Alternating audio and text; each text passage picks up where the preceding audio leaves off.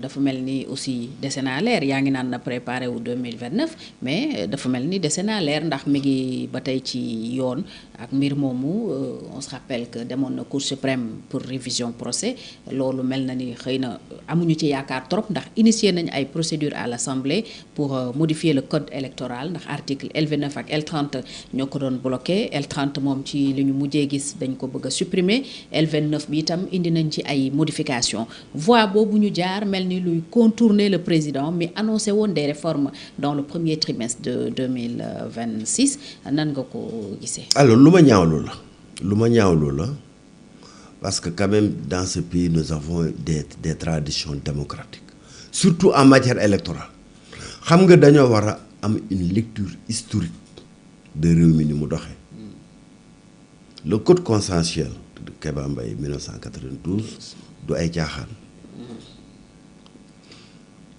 dafa jóge sur des élections contestées de 1988 yoo xam ni président Ablaye Wade ba mu demee dafa ni moo gagné ni président Abdou Diouf dafa fuqati nguur gi ñu jógee ci élection yi ñu am ay émeutes yu métti ba mu mujjee à un gouvernement d'union nationale donc président Abdou Diouf woo président Ablaye Wade mu ñëw dugg ci biir gouvernement ñuy waajal élection mu génn donc préparer waat sa candidature ñu dem ci élection 1993 mu amaat les mêmes mbiicoo mbaalo les mêmes contestations électorales les mêmes émeutes les mêmes arrestations de presque tous les leaders de l'opposition biñ ci jógee le président Ablaye Wade le président Abdou Diouf initié donc des concertations inclusives sous la direction donc du juge Kéba Mbaye qui ont abouti à ce code électoral depuis lors nag mu am une tradition de dialogue entre l'opposition et le pouvoir chaque fois bu ñu waree laal code bi ministre de l'intérieur day convoquer l'ensemble de la classe politique ñu toog waxtaan ci liñ ci juboo ñu acté ko liñ ci jubóowut ñu bàyyi ko la. wala ñu ko président mu def arbitrage. ou alors le président fait un arbitrage. mais généralement en respectant plus ou moins. l'esprit des concertations. ça quand même il faut reconnaître que muy président Ablaye Wade que muy président Abdou Diouf ils ont toujours eu cette grandeur de ne jamais trancher toujours en faveur de leur camp. de leur camp.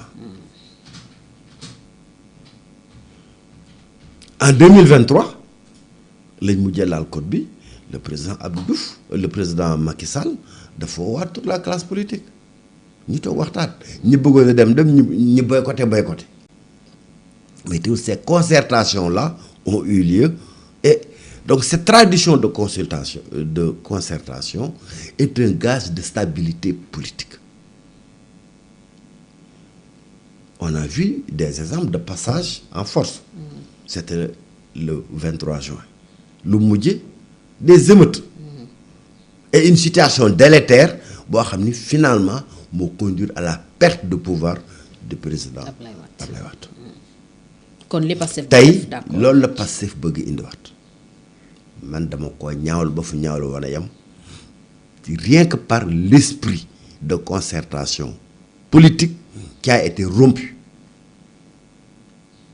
xam nga élection day loo xam ni président moomu ko pouvoir moomu ko élection am réew mu tàkk Afrique élection ko taal wala xëccoo ci ressources naturelles mais surtout élection alors du loo xam ne on doit jouer avec le feu sur ça parce que da nga xool sa intérêt tey mais day mujj sur des émeutes day mujj sur des contestations day mujj sur une situation insurrectionnelle bu ginnaaw suba parce que dañuy dem élection te on n'est pas d'accord sur les règles du jeu. À partir de ce moment toute élection devient une poudrière dans ce pays moo tax man j'invite Pastef vraiment ñu dellu ci seen xel surtout que une dynamique a été entamée par le président de la République qui a convoqué des concertations nationales yu Pastef nekkoon yu opposition bi nekkoon yu société civile bi nekkoon ñu waxtaan ba trouver des consensus et des points de divergence loolu le président moo noo ko jël ni lii laay def mais déedéet dafa jël benn commission boo xam ni dafa war a tëggaat mbir yi. Alors on ne peut pas aussi être dans un pays où on va tout le temps aller retoucher le code électoral, retoucher la constitution.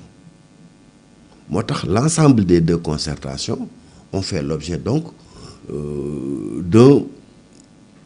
d'une commission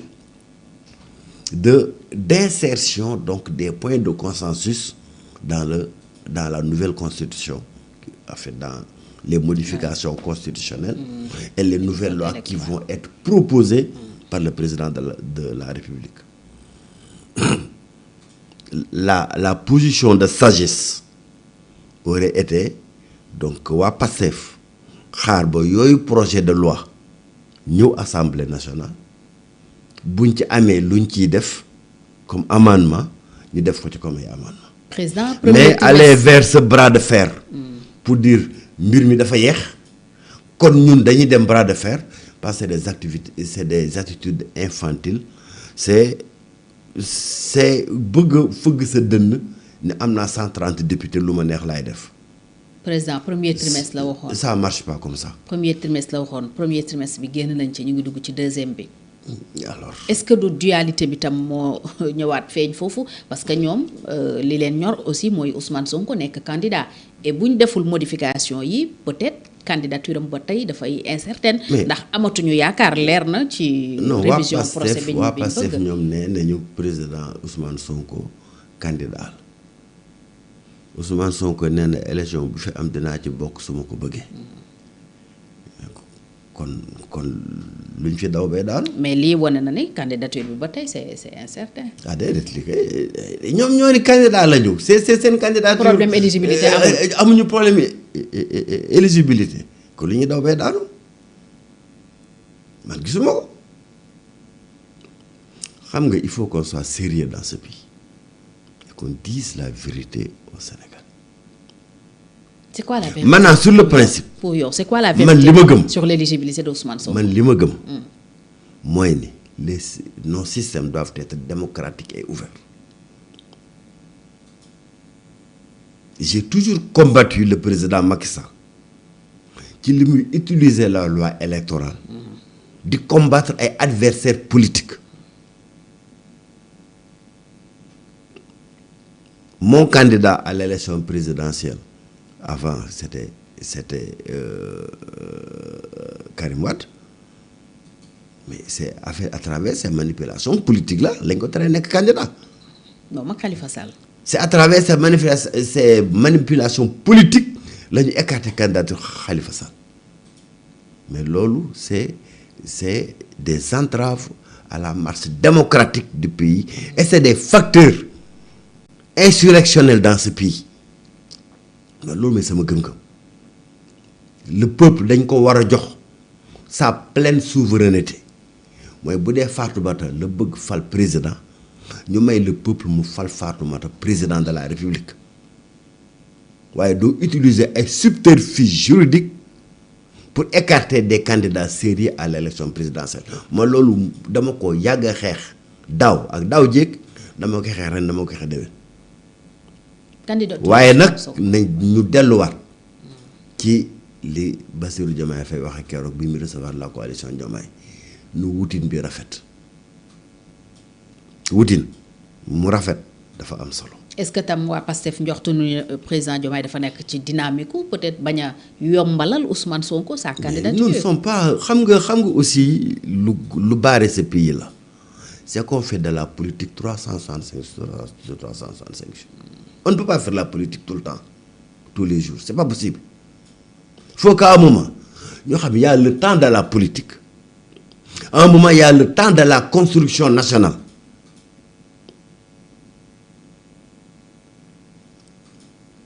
À mon avis, c'est même indécent, à plus de 3 ans des élections, que tous les yeux soient rivés sur 2029. C'est indécent. Alors que surtout quand on a la charge de conduire la politique de développement de ce pays. La décence aurait voulu que nous baye ba lolu jot ñu doko topato. Est-ce que bañul tam liko dalat ko liko dalon dalat ko motax mo bëgg téla fagal. Mais lolu moy la décence. Parce que rupture de confiance mom amna digënté ak président, ça c'est clair. Lolu moy la décence politique. Moy baye ba li xamni bu joté nga régler ko bu jotugul nga topato développement pays. Parce que quand on est premier ministre, on a investi de hautes charges qui est le Sénégalais yakar pour seenum jang. Qui est le Sénégalais yakar pour sen santé. Yow le Sénégal yakar pour sen dem ak dik ñong. Yow la békati yakar pour bana am production pour man ko jaay. Yow la ñu yakar pour nga tabaxal ñu ay tëli tabaxal ñu ay forage. Lolo ko jël en charge ni ko wara jëlé en charge dootal à 3 ans ngay topato lan moy xew 2029